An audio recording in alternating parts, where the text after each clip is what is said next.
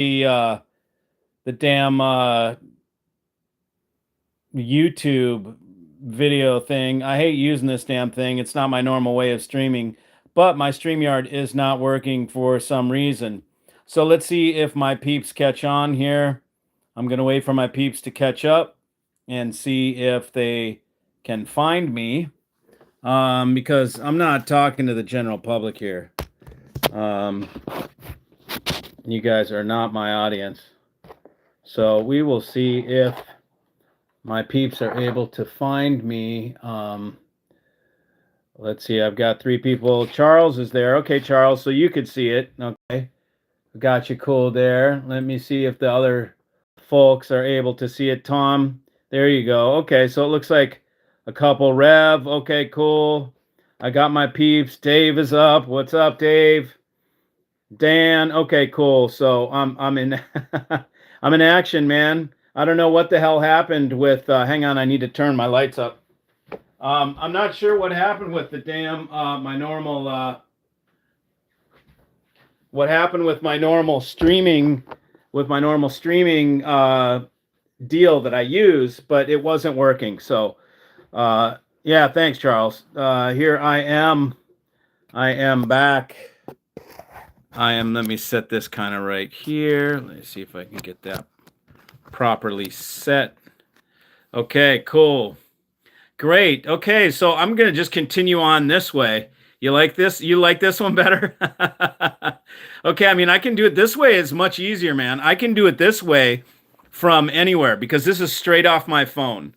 And I'm not using my, I won't have any ability to to bring in assets and do shit like that, and then like share my screen. I'd have to see if I can share a screen. No.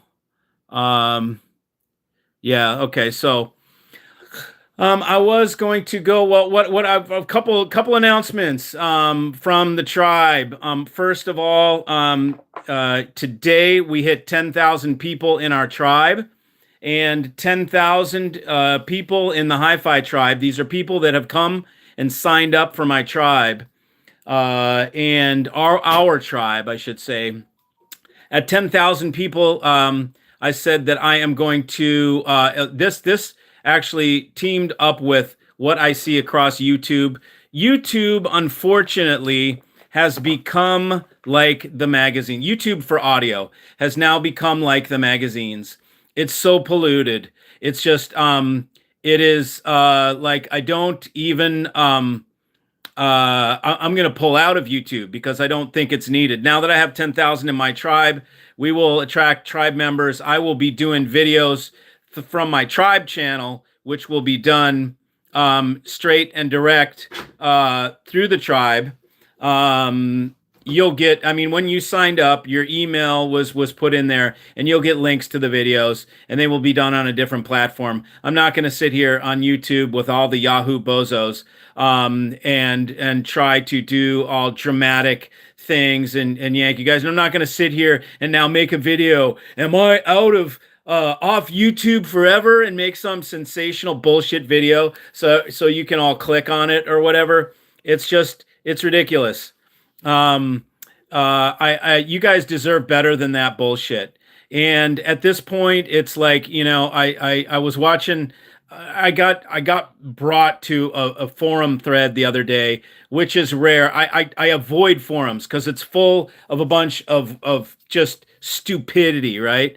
And I went to a forum on What's Best Forum, which unfortunately, when I first started doing this channel, What's Best Forum was a great place to go. It's changed. Now it seems like it's all advertisement anymore. Just like the other channels, it's no different than the other forums. It used to be that it stood out. Now I don't think it stands out so much. One thing is you may get guys that are really bored that have some money that are on there. The guys that are really bored without money go to AudioGone, and then the guys that have more means go to What's Best Forum. But it's the same bullshit, and and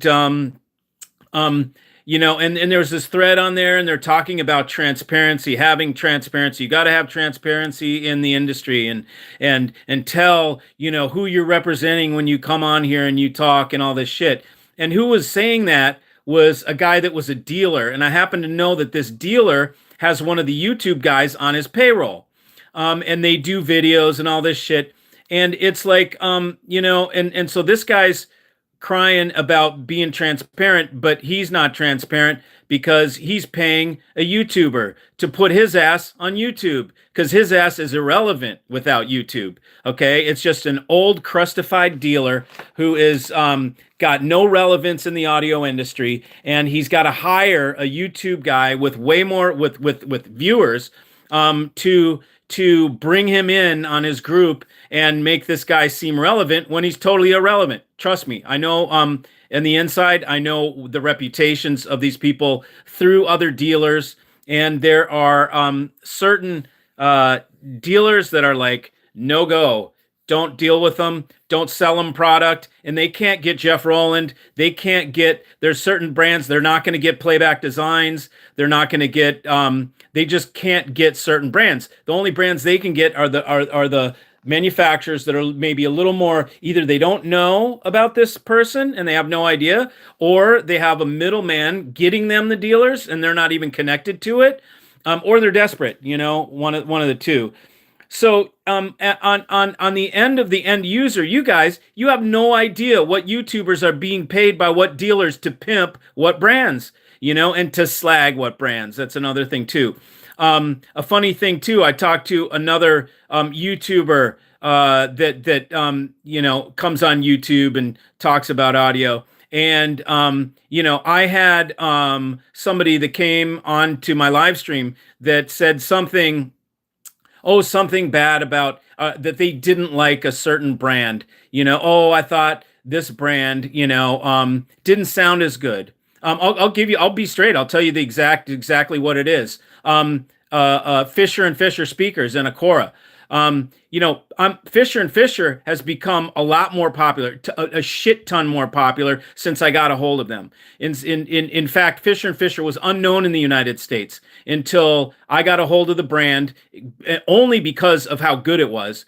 I brought it in. People started buying it. They can't believe how good it is. The word gets out. Now it's spread and people are starting to know. So when they see other Stone speakers, they ask on those forums, or they comment, what about Fisher and Fisher? Because Fisher and Fisher is new on the block.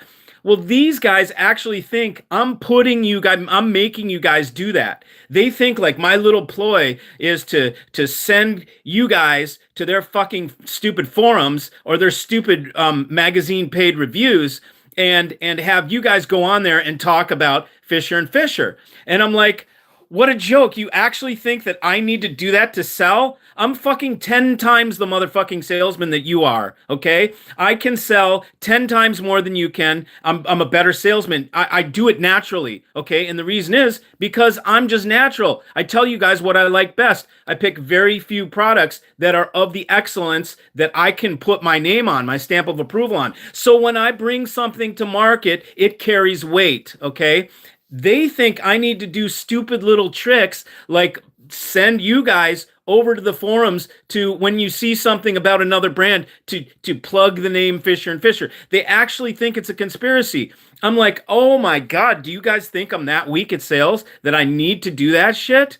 It's ridiculous. My sales are done because I bring you guys onto the platform, my platform here, and you guys talk about how great it is to do business with me, how much I took care of you, how well, how strong you feel that you got your money's worth when I sold you something, how if something that you wanted to send back, it came back immediately, you got all your money back, shit like that, whatever. I don't fuck around, right? I mean, I do straight business, and it's not that hard to beat the normal shysters in this industry, because all you got to do is be a good guy.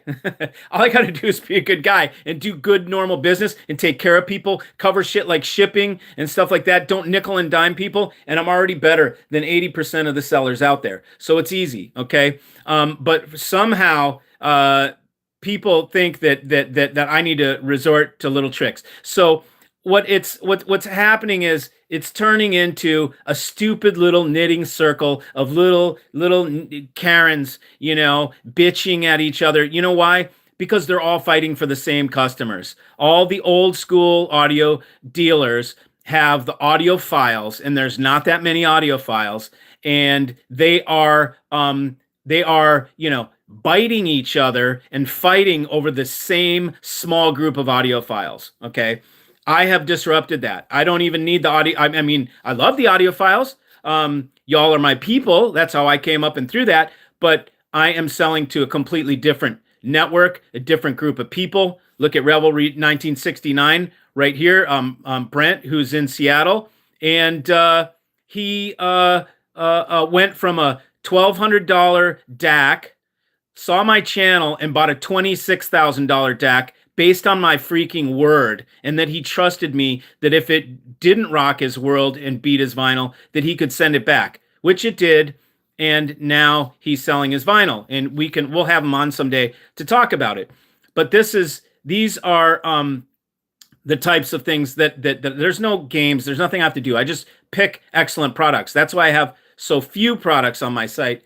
Meanwhile, okay, somebody sent me this today, Charles, as a matter of fact. I'm going to give you props, Charles. And I'm just going to turn this around, or can I go like this? I think I can go like that. Okay, so here is, and this is on Darko's channel, okay? So first of all, you got to realize this guy makes money from selling advertisement. Look at the left column. Andromeda, JM21, headphones from who? Bowers and Wilkins, Ever Solo. So he's just selling advertising. That's what this guy does it. And he makes up drivel in the middle to really sell advertising, because this is how the guy makes his money. It's all about the advertising. What you guys see is oh, it's a reviewing site. No, it's an advertising sales site, okay? And again, there's nothing wrong with that, okay? This is how the magazines work. The magazines do the same exact thing. And this is my point about the magazines. And the title of this article is 7 Reasons Why Audiophiles, let me get that, audiophiles are perceived as weird obsessives, okay? I mean, how irrelevant is that? How many of you give a shit what anybody thinks if you're weird because you are obsessive about hi-fi? Do you even give a shit? No, you don't give a shit. And then even if you did give a shit, would this matter at all? Again, more advertising, T+A, all these other things. And you go into this whole thing that describes, after we get past all the advertising, or do we have to click on the thing? I think we got to click on the thing. So we go up here, we click on it. Okay, let's see what happens. And then we go into the whole thing. And he picks low-hanging fruit, the cable clash. Oh my God. Okay, so he's going to bring up the cable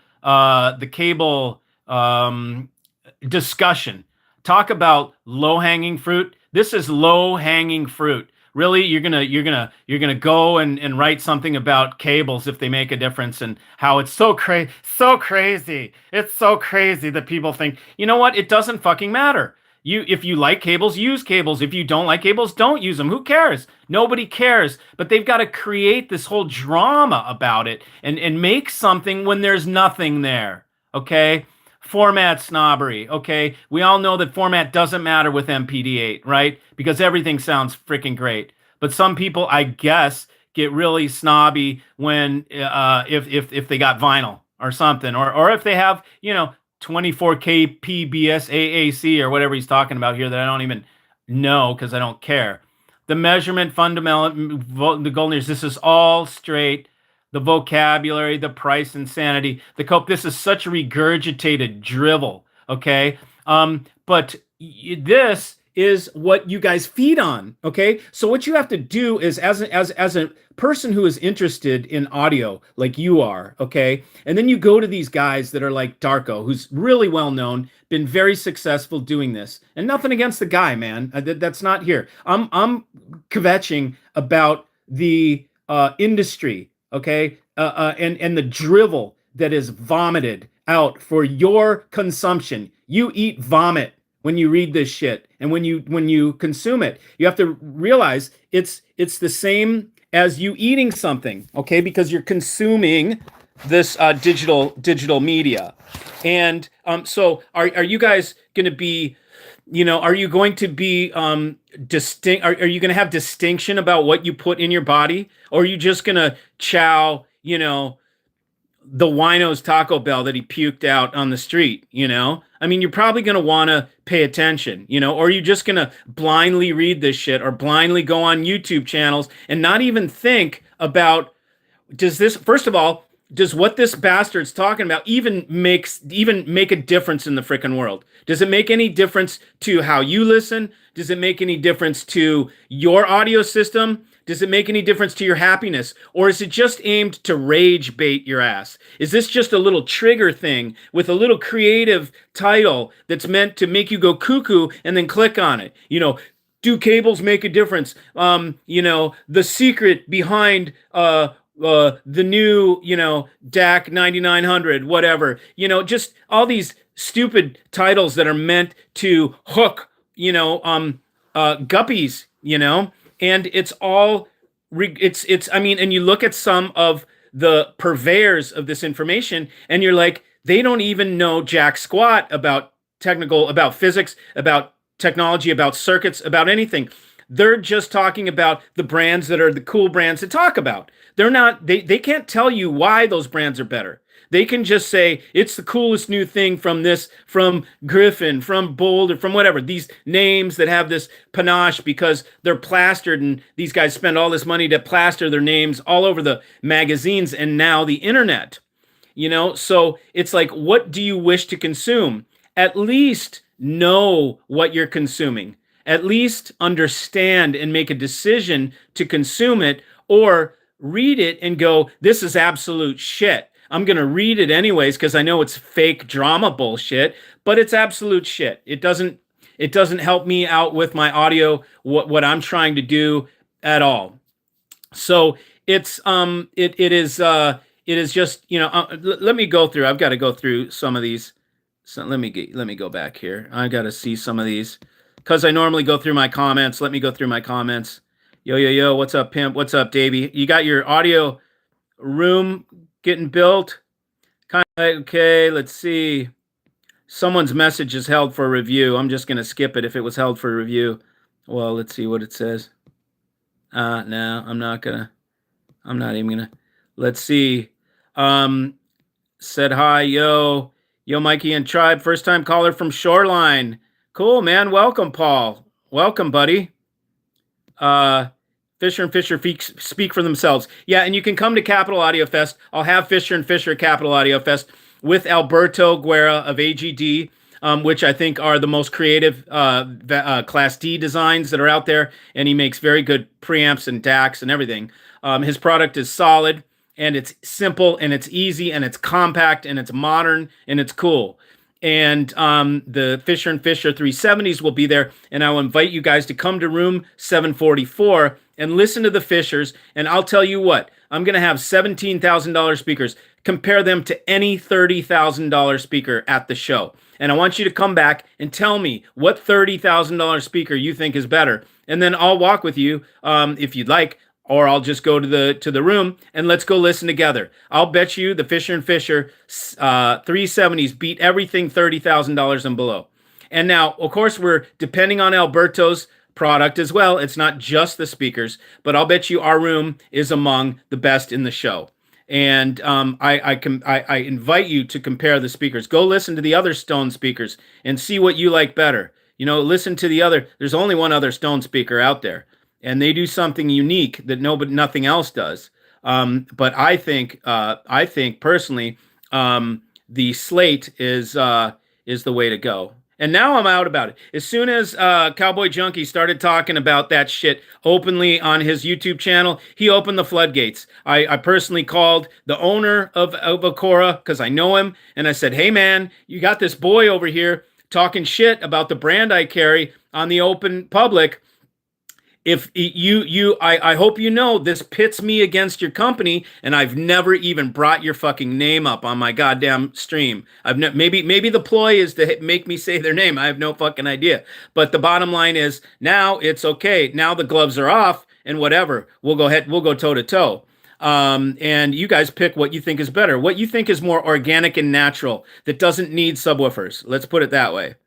Okay, and you're going to see a room that doesn't need subwoofers when you come to Capital Audio Fest. Hey, Paul, I'm in Seattle. Hey, Mikey, what amp combo did you call a Porsche GT3 earlier today? Oh, was I talking about amps or was I talking about DACs? I might have been talking about, I think I might have been talking about the DAC, perhaps. The Playback Designs is the GT3. The audio analog is like a standard Carrera. Or I was talking, yeah, I was talking about, if we're talking about amplifiers, the GT3 will be well, GT2 RS will be the Playback Designs.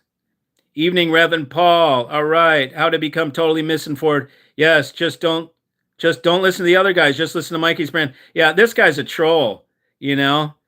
Fuck you, David Carr. You know, you're gonna be removed. Yeah. He's clearly, and you'll see from time to time punk ass bitches that come onto the stream that are under the ether of the opposition. Let's put it that way. Let them think what they want. Exactly. Manly, I sold a lot of variable mu compressors and massive passes when I worked at Manny's. I met Eva back in the day. Yeah, Ivana. Yeah, Ivana's cool, man. She rides a motorcycle like a fool. Like she's a true motorcyclist. So that's we met and we definitely get along regarding motorcycles. Damien says, call him out. You're right, man. Yes, man. I mean, look, I don't care anymore. That's about it. Look, I don't think I cared since I started. The bottom line was I came to YouTube so I can just say what I want to say to the audiophiles, you guys. And you know, at one point I decided to make myself to say fuck the establishment and all you guys, okay, because you've never done anything for me and all you do is continue to fuck the customer, okay? So I'm going to align myself with the end user, okay, which is what I've done with the Hi-Fi Tribe. I'm on your side. I'm not on their side. So that's why if you hear any flack or you see flack or whatever about me, it's because I'm flipping the bird to the industry. And not to the whole industry, but to the douchebags, right? Our industry is full of douchebags, but I find the good guys and I bring them on my channel. You know who Andreas Koch is. You know Alberto. You know the other the Fisher and Fisher. Thomas doesn't really come on because he, and same with Jeff Rowland. Jeff doesn't really want to be on. He won't go on anybody's thing, and he doesn't send anything in for reviews or any of that stuff. Rev says, geez, that website is loaded with ultra advertisement. All of them are. Nick Sardone, Mikey is back. So you guys love the rant, man. When I do the rant and I got the forked tongue, it's like you guys love it. So you know what? Maybe what I'll do is maybe I could start doing daily little reaction vids where I just peruse the industry and just talk about shit that pisses me off. I mean, but the thing is, I don't necessarily want to always be in that frame of mind. But it does help me exercise the demons, and get them all out. So, we'll see about that. I may do reaction things and just show you how the mind of Mikey works when I look at the drivel, and you'll see why I get disheartened by it, why I just don't care. I'm above it. I'm absolutely above it. And the reason why I extracted myself from the industry in many ways, I have my connections that are important connections, but the non-important connections, it just doesn't matter. The cool brands or whatever, that are, that are carried by questionable dealers, and whatever. And they're the ones that are all in the magazines or on the videos, I mean, what did I see? It's funny. I mean, Steve Guttenberg talked about the New York Audio Show, and he was going off on everything and how great. Now, yeah, I only heard one guy, that said, and Nick Sardone, tell me, what did you think of the audio note room? Okay, be honest. Let me hear. Okay, because I've always heard audio notes sound great. Rachel says, I switched from 2-inch cable risers to 1.5-inch cable risers. The soundstage totally opened up. Yeah, like fucking A. If that makes you happy and you want to do that shit, all the power to you. I'm happy to sell you Virastar cable risers. I don't even know how. Well, they have a slot, so you can move them up or down as much as you want. But some people get into that, and I may get into that moving forward because some people derive a lot of pleasure out of tweaks, and there are certain companies and certain people that I align with that do tweaks, and I think do them in a very unique way, different than anybody else, and kind of lead in many ways.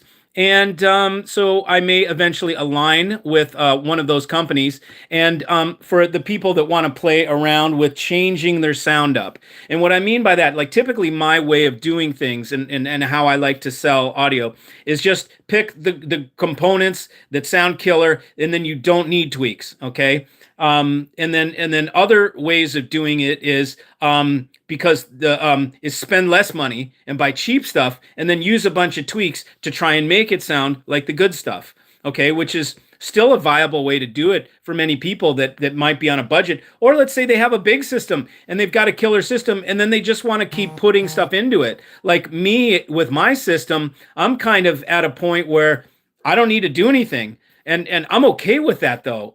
Just leaving it alone and not changing anything. I'm fine just listening to music and not obsessing with gear. But many people want to continue changing things. So if I wanted to do that, I could start entering tweaks into my system and trying them out. And someone has just sent me an audiophile switch and a modem, and they're like, I'm sending it. Fucking try it. I didn't even ask for it. All I know is next thing I know, they're telling me it's getting sent to you. I'm like, oh, okay, fuck, whatever. I'll check it out. If it's cool, I'm going to tell you guys about it. If it's super cool, I'll probably sell it, if I think it's good. And I look at the company, and I look who's carrying their stuff, and I determine if it's a network I want to be associated with. As you know, I had to decline a network with a product that I liked the other day because of who was carrying it. Okay, I'm like, if these guys are carrying, I'm like, look at the guys that you got associated. Like, I'm sorry, I can't. And I knew the owner of the company, the owner's son, and I called him up and said, look, bro, I love your product, but I can't enter into this because of who's involved with it right now. It's just not my team. It's not, and I'm a team player. When I work with a product, I promote it. So I'm helping all the dealers sell it by my promotions. And so it was a group that I did not want to, and someday I'll tell you the story about why and who and what happened and all that kind of crap, but it's just drama and it's stupid. And I don't like to really get into all the drama. It keeps you doubting. Yeah, that's the name of the game. It keeps you doubting about what's good, what's not, all the new things out, and they're always switching, and it's always something different. It's always something different. It's never the same thing. Look at Mikey. MPD8 has been my DAC for the last 4 freaking years, okay? I don't keep trying different, I listen to different things, but I haven't found anything better, okay? I've found what I think is the best in the marketplace. Is it a premium? Yeah, it's 26 grand, but when you compare it to $100,000 DACs and it sounds better, I mean, then it's not, I mean, it's a premium, but it's not expensive because it's beating DAX multiples of the cost of what it is. But it may not have as many ads in the newspaper, or in the magazines or online. And, so you got to realize what are you buying? Are you buying something that has a lot of notoriety? Or are you buying something that has the best performance? Same argument. Starco is cool, but he was wrong about the JBL 4329Ps not having an internal DAC. Of course they have an internal DAC, even says it in the manual. Yep, that's kind of a big mistake. Okay, Mark in Myrtle is telling us he just got his MPD6, has greatly surpassed my expectations. You were right again. Thank you, thank you. Hold a Nagra streamer for me. Okay, I've got one, buddy. Yes, so yep, he just got his MPD6, and before that he had the audio analog AA DAC, which he got from me, and he loved that. And he's stoked now. And really, all anybody has to do is buy one piece of anything from me and see how it performs, see what you paid and how the performance is. I'm going to make a customer for life. That's typically what happens. By the way, we're shipping 5 MPD8s this week and 2 streamers.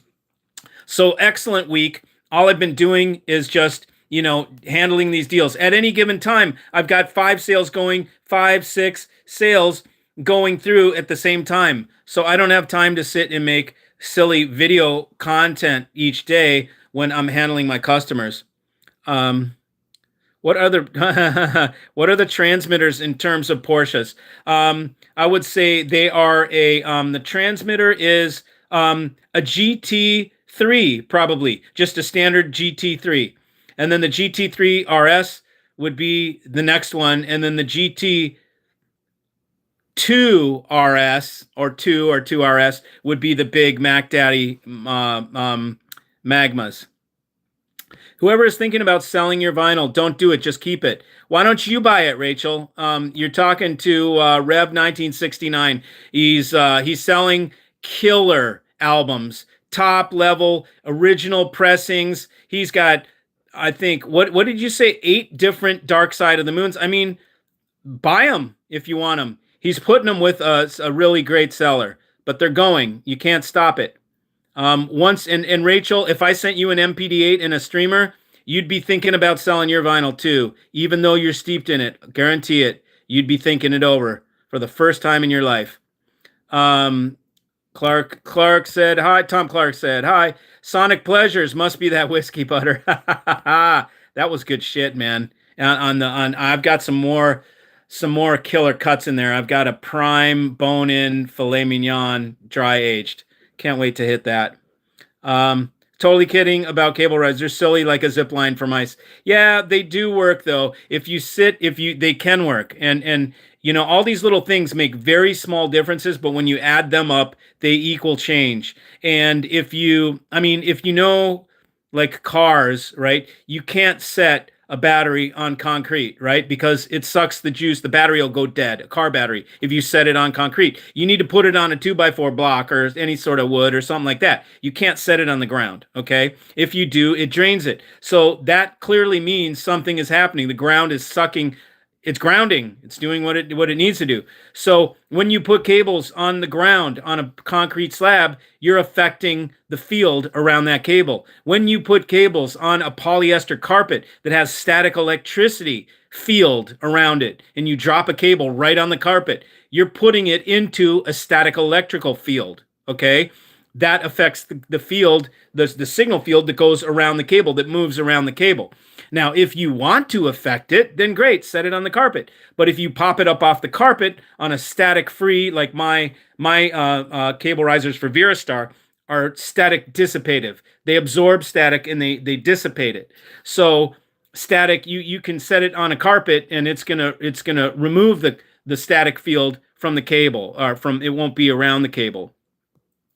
Please sell fairy dust. It opens a whole new avenue in hi-fi. I know. I think you know, wouldn't that be funny? It would be great to just call the shit snake oil. Just be like, have little bottles of snake oil that we give out, and they could be like, it could be something like, you know, patchouli or some shit like that, or have it just smell like complete ass, just like morning breeze, just snake oil, because you know people would open it and smell it, so you could make it smell like ass. It would be funny. Rachel, come buy my vinyl. There you go, right there. Greg, I use 67-year-old cabinets, 66-year-old tube amps, and 65-year-old coaxials. Damn, man, good for you. I can't believe they're still working. That's awesome. You must have bought some good shit. Sorry, Greg, I meant Rev. Nagra Streamer or above is an absolute must for playback gear. Yes, Andrew got the Nagra Streamer, so he can attest to it. He was using another streamer, and he put in the Nagra, and he loves it. Earth is ground. That's right. Earth is ground. So, anyways, you know, I'm gonna be YouTube, and growing a YouTube is not part of of what I'll be doing in the future. We'll be growing the tribe. You will be able to find my videos by going to the tribe website. And then you'll be able to see my videos that are spoken to my tribe, not to the general public, not using stupid dramatic bullshit to get strangers that haven't subscribed to my channel yet. It's going to be only for subscribers, only for people that are part of the tribe. And it'll be free. You don't have to pay to watch it, but it will only be for you. And I'll be talking to you and only you as my peeps, not to the general public, okay? Like I do here.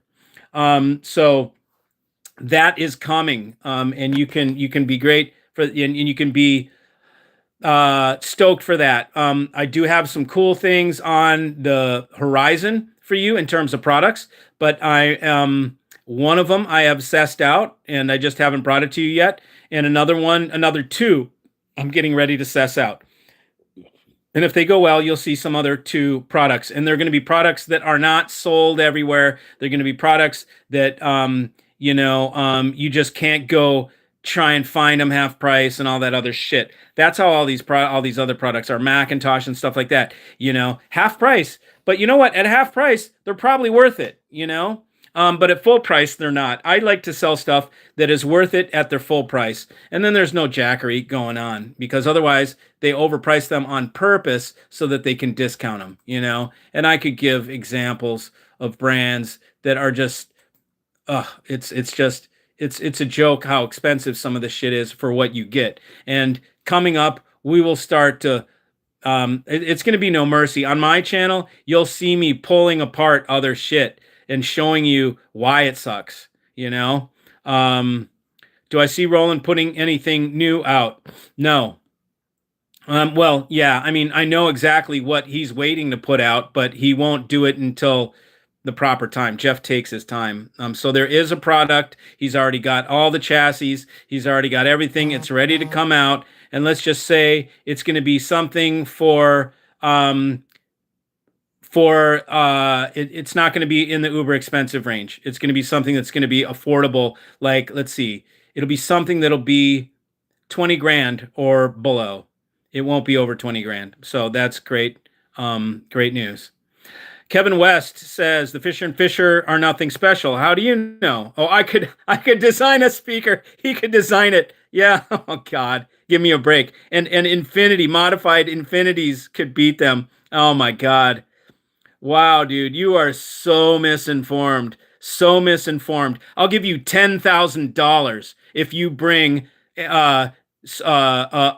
highly modified old ass infinities over to my house and they beat it. 10 fucking grand. Okay, that's how much I know about audio, and it's funny. Are tariffs affecting you financially? Yes, they are. Greg B. Yeah. Chemist, you have no clue. No, you have no clue, dude. Are you at the show? I'm bringing my speakers to the show. Are you? Fuck no. I bring my speakers to the show because I put my money where my mouth is. You're a dude on here talking, yapping your fucking gums, not doing shit about letting people hear your speakers. So you're just a dude that's talking shit. So that means nothing. I show up with speakers and let people hear them, and I compete against other speakers in the industry. You don't do that, okay? So, you think you're going to get cred here? You're not going to get cred. Come over to my place. Where is your place? He's a troll. Of course, you get these guys that say, oh, I can do it better. Sure, then why don't you have a fucking company, okay, if you can do it better? Because they think, look, the bottom line is, Kev, if it works for you, I'm happy for you. Honestly, I'm stoked. If you made some old-ass infinities fucking sound great to you and you're jizzing your pants, sweet, dude. I'm proud of you. I'm happy for you. That's great. But you could not sell as many of those as I sell Fisher and Fishers. You wouldn't. There won't be as more people will think Fisher and Fisher sounds better. I'll guarantee it. And I'm happy to come to your place. Where is it? If it's not too far, I'll come over there, bro.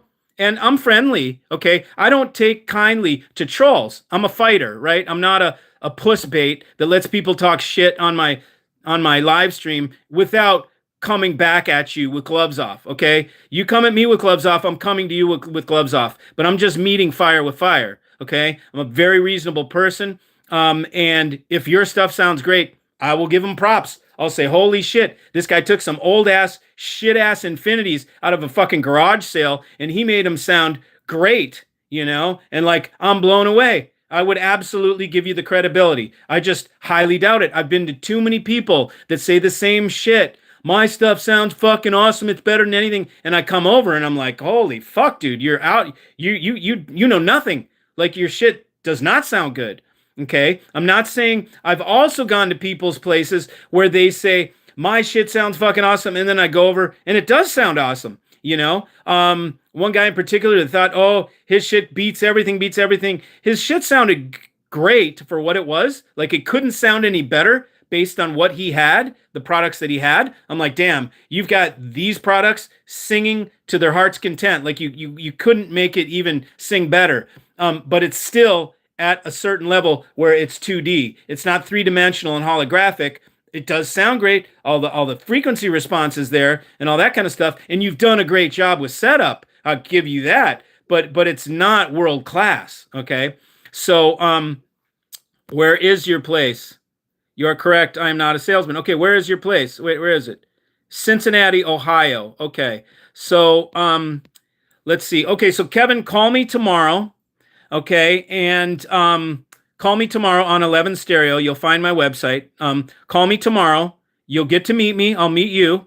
And I do have to be in there are people in Ohio and Detroit. There's like a trip that I have to take right up in there. Okay. And then I'm happy to come by and see. And the reason I'm hot on you is because you're slamming my Fisher and Fishers. So you're not going to make any, you're not going to get any ground with me by telling me that you can make something that sounds better than Fisher and Fisher. First of all, you didn't make the Infinities. The Infinity design, the Infinity made them. So you didn't do shit, but just put in a fucking cap or whatever you did to your Infinities. Highly modified. Would you put wire in it? Couple capacitors?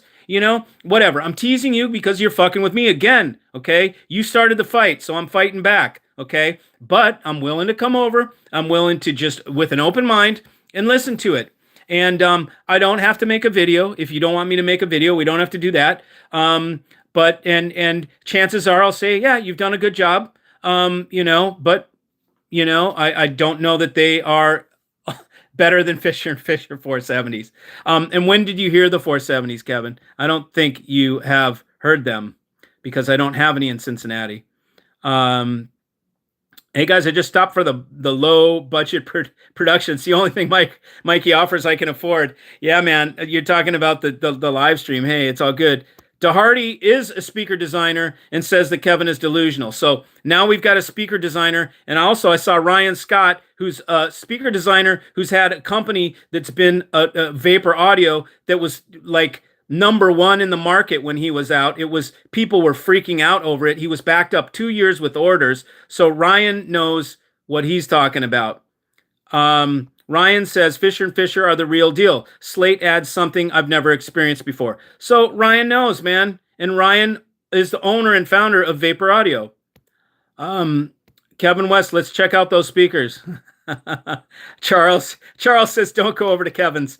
You're in Cincy. I don't mind. I'll come by, Kev. I don't mind, man. And you know what? Sometimes I've made the best friends out of people that come onto my channel giving me shit right off the cuff. And we become friends. So maybe you're a reasonable guy, but it sounds like you're not that reasonable. But that's okay. I mean, everybody is able to say whatever they want. You can make whatever claims you want. Steve DeHardy says, I can make countertops sound better than Kevin's Infinities. Okay, and the reason DeHardy says that is because DeHardy uses granite baffles for his speakers. He makes open baffles, single drivers, and I've been to DeHardy's house. Now, Steve DeHardy is someone who definitely also talks a big game about his speakers, and I went to his place, and I listened, and I went, bravo. Like, holy shit, dude, this is the first pair of speakers you've ever made? Like, you did freaking great. Well, turns out he's an engineer, okay, and an electrical engineer, and he's got an eye for quality, and so he did a great job. I'm like, he did all his math right, he did all his figuring out, and his speakers sounded great to me. I'm like, wow, bravo, dude. I honestly, until Steve, I'd never heard a DIYer, because that's kind of what I'd consider Steve. He is an engineer, but he's never made speakers. So the first prototype, that's a DIY kit or DIY thing as far as I'm concerned. And I was blown away by it. And I told him, I was like, dude, way to go. In fact, it was like, if you make these things, I'll sell them, And so he's working on some different things. He doesn't know if he wants to do it. Steve has another business that is growing like gangbusters. And so, look, if you can skip the hi-fi business and make millions elsewhere, do it, okay? That's because you'll probably swim with cooler people. Kevin lives in Over the Rhine. Sardone, audio note Every time I've heard it sounded great, but this year they had two rooms. The small room was good, the big room was not. Okay, that sucks. Um, Andrew, have you ever yelled at Andreas for having too much customer involvement like Jeff? I sent in a basic question about firmware, and Andreas was the one that responded. I was surprised. Have you ever yelled at for too much customer involvement like Jeff? No, because Andreas will answer questions, but unlike Jeff, Andreas doesn't have things that are coming back for from like 40 years ago for to have them updated or repaired or whatever. Jeff does. Jeff's amps from 40 years ago are still out in the field, and then Jeff still does repairs and updates on them. And I'm like, dude, you got to stop that because it eats his time. But yeah, that's yeah, so no, I haven't seen anything. Tom says, sorry, Kev, because Tom has 570 Fishers. Kev is in trouble now. The Infinities will compete with the Fisher and Fisher. Okay, I hear what you're saying, and I'm what I would say in response to that is prove it. Okay? I mean, words mean nothing, right? We all know that anybody can say anything in hi-fi. Everybody says their shit's the best, including me. But I prove it, right? I sell them, and then I bring people that are on my live stream right now that tell you how good they are. I've got other speaker designers, two of them on here, Ryan Scott and Steve DeHardy, that are both speaker designers that have been to my house and heard Fisher and Fisher, and they both can say those things are the real deal. It's very hard to believe that Infinity, which isn't that amazing of a brand. I mean, they had these IRS things that I think were the one thing that was like an Infinity that was worth anything. I don't think they make them anymore. I think they're old. But I don't know anything about the brand. All I just know is I considered Infinity mid-fi. But if you think, God, it would be the best thing to do would be to make a video and bring Fisher and Fishers over to you. If I had that kind of time and desire, but I don't need to prove anything. Fisher and Fisher is already selling out for me. So why do I need to come to some guy with DIY Infinities and bring Fisher and Fishers and put them in the room? But I think it would be a very eye-opening experience for you. But I'm stoked that you're so confident about the speakers that you modded that somebody else made. That's cool. I'm between Cincy and Dayton. Would love you to come by to critique my system if you really go to Kevin's. Well, sure, man. Then call me, tomorrow, and I'll put you in my phone. What I do is when I meet you guys and you express that you'd like for me to visit, I put you in my phone. I put you in my phone and say, like, Sonic Pleasures, Cincinnati, or Dayton, Ohio, or whatever. And then I know when I get to Dayton, Ohio, I just search on my friends list or whatever, on my phone list, Dayton, Ohio, and it pulls up everybody from Dayton, Ohio. Or I put Cincinnati, and it pulls up everybody that I know or that I've ever talked to in Cincinnati. Then I can call you guys and say, hey, I'm here. Or if you watch the channel, you'll be like, hey, look where Mikey is right now. He's in Ohio. Fucking A, I better call him. Kevin is backing off now. Well, because he understands a little bit, I mean, it's all good. How do these compare to Magico? Less sharp. Okay, 2 words. Less sharp. Probably 2 more words. More forgiving. 4 words. Easier to work with. 2 more words. More natural.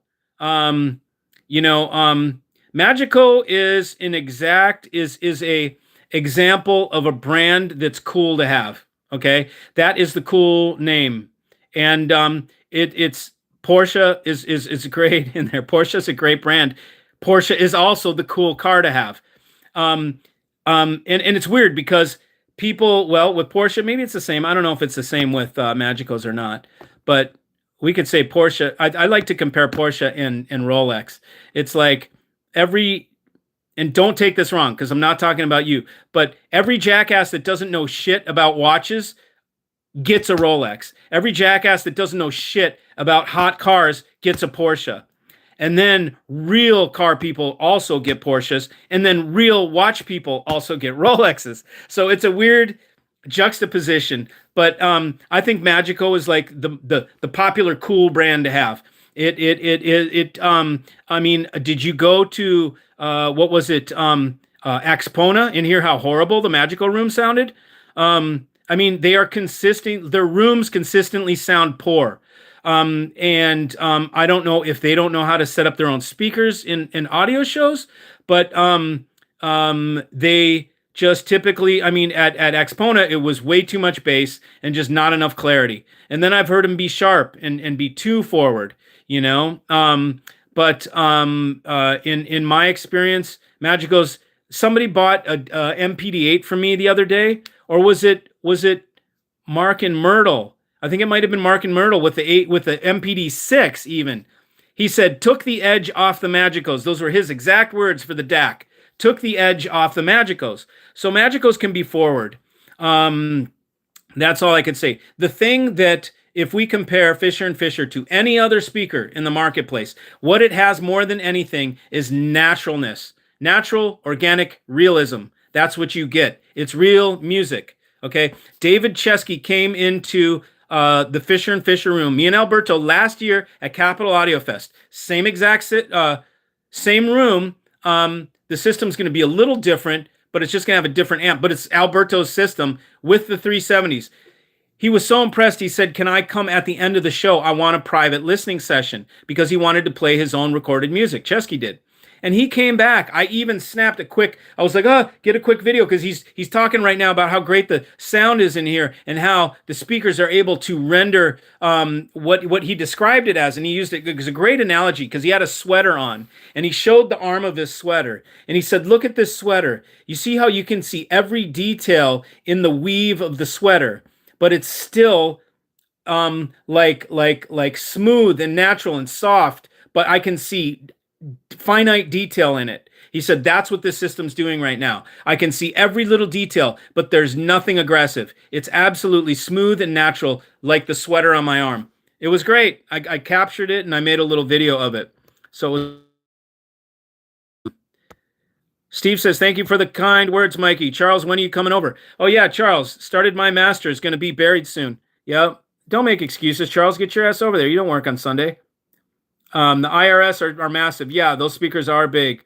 Carmine, how are you, buddy? Tom Clark, he took his ball and went home. He could call me tomorrow, Kevin. You know, I mean, I'm just... The reason I blasted you, bro, is because you started blasting my brand. So don't come on to my thing, start trying to tell me you can make speakers better than Fisher & Fisher, unless you want, you know, gloves off coming back at you. Toronto Audio Fest, one of the best rooms was Angela Gilbert Young's. A good fit for just about anyone. That's good. Awesome. What about Sonus Faber? You know, I haven't listened to Sonus in a long time. And I've always greatly respected the brand. Typically, Sonus Faber was known as a musical speaker, so it leans musical. So Sonus, out of the big names, I would pick Sonus personally before I picked Wilson, Magico, YG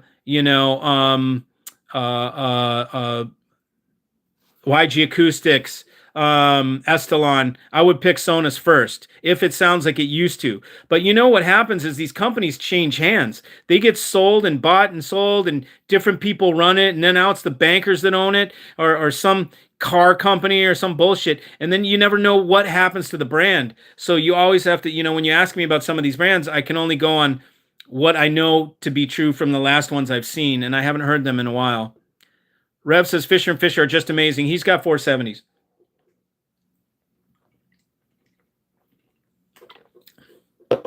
All systems I've ever heard with Mundorf AMT tweeters, the tweeter can be distinctly heard so it doesn't blend. Fisher & Fisher blends and sounds musical. Yes, they know what they're doing. What that's called is crossover prowess, knowing how to do a crossover.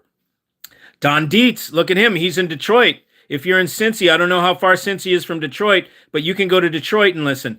Every time I hear the 570s in my room, I smile. Every time, every kind of music. Whatever is driving them, they sing. Exactly. And this is why I sell more Fisher & Fisher than a dealer network could, because I bring people onto this. They come here and they talk about it. So other people, you're not hearing it from me. I can't say it because I'm the guy that sells it. These are the people that have bought it. These are the people that have spent 30 and 40 grand on these things, right? I played the Chesky audiophile sampler on the Fisher & Fisher. It sounds amazing. You can download it for free. Exactly right. Okay, so Mark is confirming the MPD6 took the edge off my Magicos. He's got A3s. They are extremely revealing to a fault sometimes. And that's fine. It just means unforgiving, because they're very accurate. And what happens is when a speaker or a system gets extremely accurate, what happens, and you'll hear people say this many times, great music sounds great. They say poorly recorded music sounds horrible, and well recorded music sounds great. Well, that sucks, okay? Because that means half of the music, well, let's say 40% of the music, at least 30% we can count on is recorded like shit, or mastered shitty, or mixed shitty, or whatever. So that means at least 30% of the music out there we now can't listen to because the system is so accurate that it makes it sound like shit. So we don't listen to it. So it ruins 30%. Those people listen to 30% less. They have 30% less choices than people that use Fisher and Fisher and MPD8, because those things extract the most of music and the most life out of shitty compressed digital mixed crap, and it turns it into something all of a sudden, something that sounds, you can tell the difference. You may be like, well, yeah, it's not the best recording, but this is still pretty damn good. Like normally I can't even listen to this album, and now I totally can, and I'm getting all the emotion. So that's cool. So Mark says that the MPD6 took the edge off the Magicos. Andrew, yep, and Andrew has Fishers too. He's got 470s. Fishers are really great with every genre I've tried. And Brent says, hey, Don. And Mark and Myrtle says, the amp is the Roland Continuum S2. Okay, so check this out, Mark. Andrew Swift on here is using a Roland Continuum S2 with his Fisher & and he just says it right. Yeah, hell yeah, Roland Continuum S2 with his Fisher & Fishers. What's your take on Margulis amps? First of all, great people, okay? I can't say anything weird. It's not a corporate bullshit company. It is owned by a family. Julian's a great guy. He's got a great group of people around him. And I like Julian a lot. So that's the first thing that about Margulis is the people are good, okay? And that is huge, okay? Because if the people aren't good, I don't give a shit how good your product is. I'm not moving forward with your company. I need to know it's good people at the helm and they're my vibration and my kind of people. Julian's my kind of people. He's good people, okay? Second of all, they make their products with pride. They're very well-made products, okay? The speakers are solid hardwood. They're oiled finish. So if they get dings, you can just sand them and re-oil them. Super cool design. Margulis sounds great. Now, is Margulis amps anything different than many others? If it's the tube amps, I gotta say they're not that different. They're a very classic type design, which is 4 KT88s or 120s or whatever, four pentodes or whatever they're called. Maybe they're not. I can't remember if they're pentodes or whatever. Okay, 4 of power output tubes like KT series. Okay, octal tubes. Okay. 4 of them in the front, 3 transformers in back, either, and then 4 little tubes in the front, the driver tubes or the preamp tubes. Okay, that is a design that's been done since the 1950s. Jolita has that, or Black Ice has that. They're made in China like that. They're made in everywhere like that. They're not unique. Do they sound good? Hell yeah, all of those amps sound good. But the thing is, you could probably find one made in China that sounds probably as good and is a lot less money. Look at Black Ice Audio. Now, everything has come up in the marketplace in terms of cost. Those amps with 4 tubes and all that, I used to sell them for I think I used to sell them for like $1,200. I think I'd buy them for $6 and sell them for $12.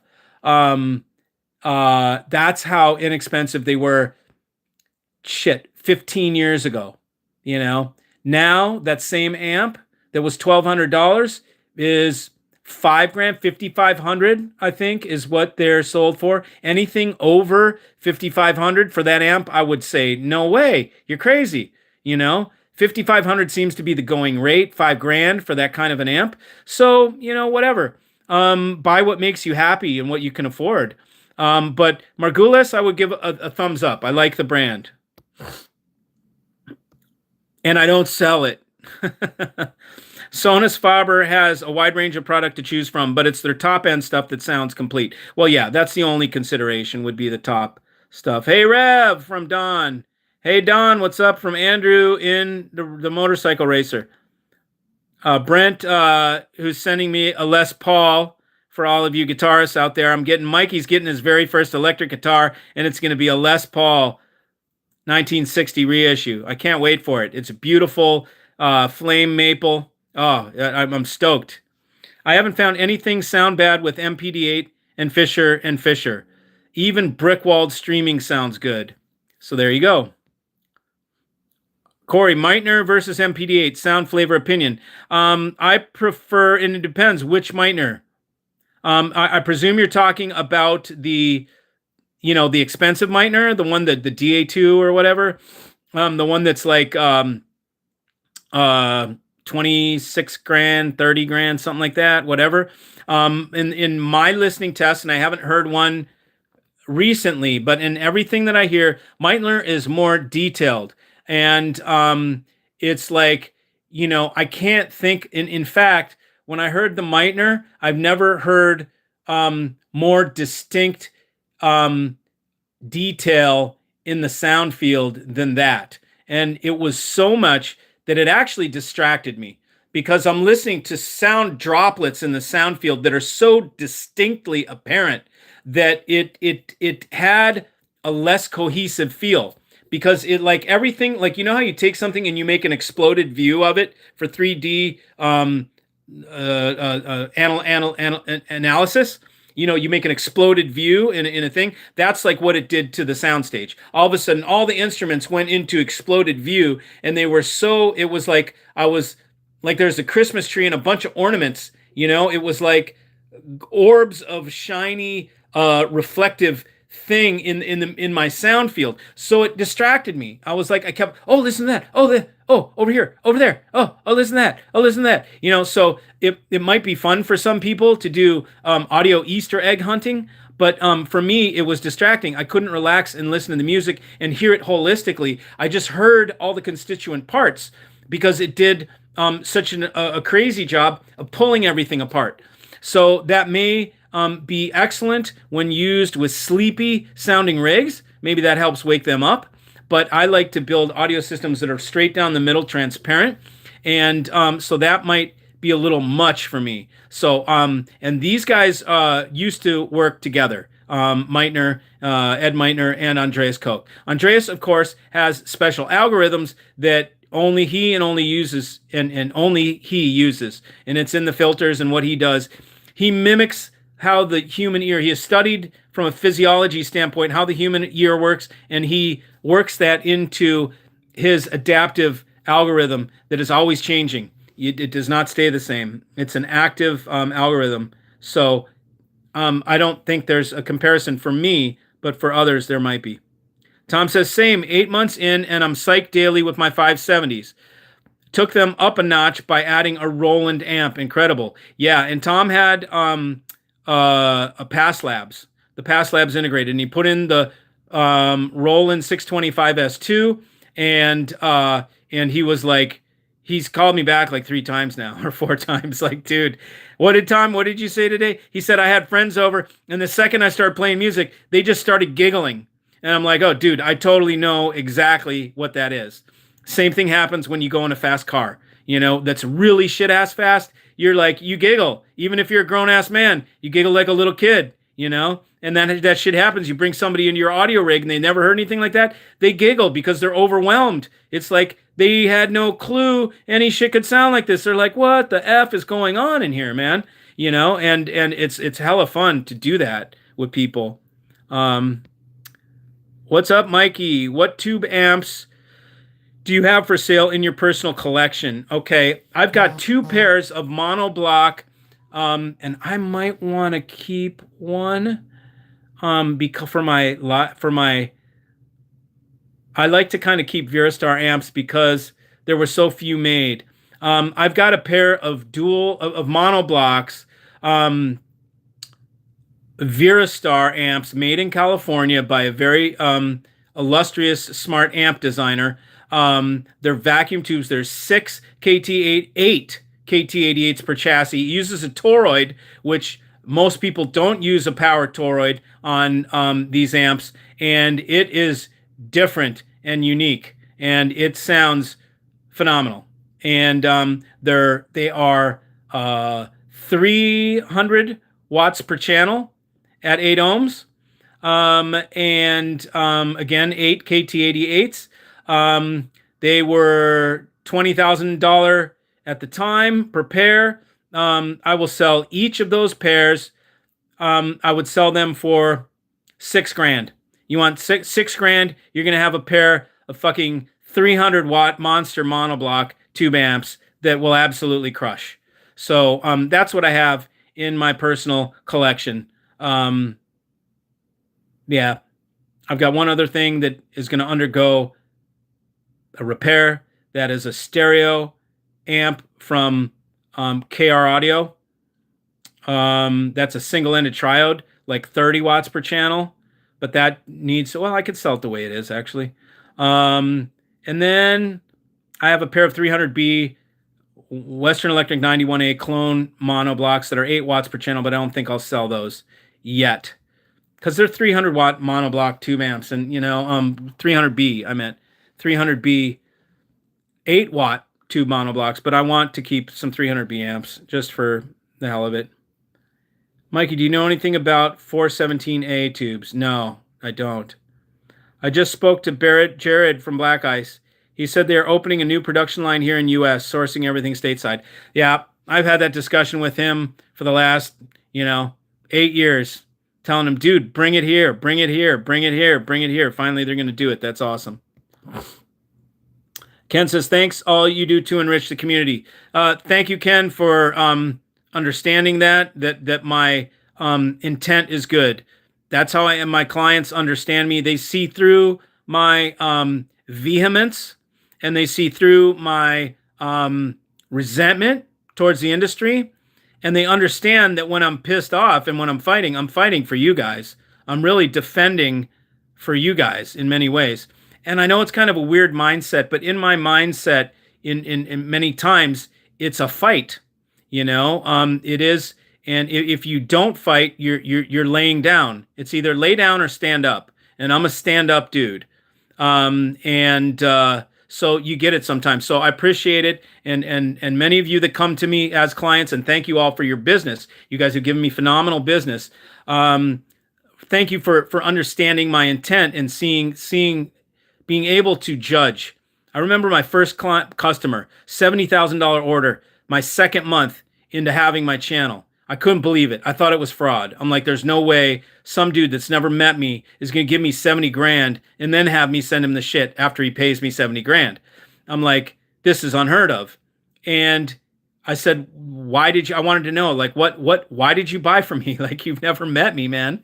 And he said, I can tell people, I know people, and I can tell from just watching you on YouTube, I can tell that you're the real deal. I can tell you've got integrity, and I'm a good judge of character. And I trust my own intuition. And I was like, wow, that's crazy. At that point, I realized I could just make this my sales channel. And so I did after that. It was made, at first, OCD Hi-Fi Guy, it was to make fun of how stupid us audiophiles are. And I was going to use me as the example. Like, look how retarded I am with all the stupid shit I do in my audio system. And go ahead and laugh at me because I know you're not going to get it. And it's going to be fun for me. So that's why that funny Darko thing, why whatever people, like, I didn't care. I'm like, go ahead. I know you're going to think I'm weird, and I don't care. I actually reveled in it. It's like I empowered the word freak. I still empower the word freak. It's like, whatever. You can be whatever, man. I do shit my own way, There you go. Playback DAC added audio umami. Fucking nice, dude. I like that. Audio umami, man. That's brilliant. Yeah, anybody that knows what umami is knows exactly that's such a great euphemism or what would you say, metaphor. Audio umami. Man, that's a great name of a That's a great name for a store, Audio Umami. Wouldn't that be great? Um, Mike, why not use 6L6 tubes in hi-fi gear? Because they're guitar tubes, bro. They're totally microphonic. They're made to be they're good for distortion. They actually typically 6L6 are for guitar amps. Typically, guitar amp tubes are things you can overdrive and run into distortion and play them that way, because tube amps sound great overdriven when you overdrive the tubes. They sound kick-ass. It gives a distortion. That's the last fucking thing you want in a hi-fi amp, right? You definitely don't want that. So you don't want anything microphonic. You don't want anything with distortion, typically. You want clean tubes. And 6L6 are not powerful. As far as I know, they're like a couple watts, right? And you have to like team a whole bunch of them up to get anything out of them. Yeah, I'd say you want something more powerful, You have the coolest gear. Thanks, Tommy. You're the greatest.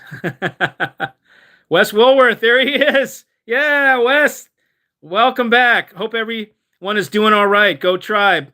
So, Wes, look, I'm just going to say real quick so that people understand what the Tribe is all about. Wes is our buddy up in Mystic, Connecticut, which I'm going to come up and visit you, Wes, if you'll have me, because I'm going to be in Mystic visiting my other friend anyways. Wes fucked his knee up in on a trip in shark fishing, and ended up getting some clots that went into his lung and all sorts of shit, and he's fucked up and he's in the hospital.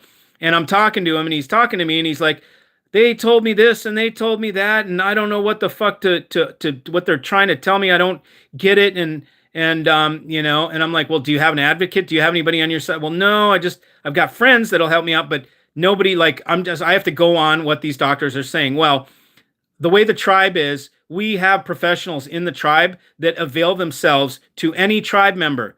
And I have a doctor who's in Ohio who is a board certified surgeon and trauma, like ER doctor.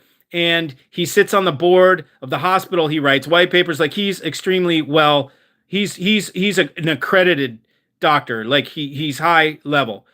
And he's really good with me whenever I have anything weird. When I went through my gallbladder thing, when I smashed my thumb in the rifle and all that shit, I talk to him, and then he'll talk to me and he'll tell me, and he knows exactly. He knows, like, everything I've talked to him about, he knows about.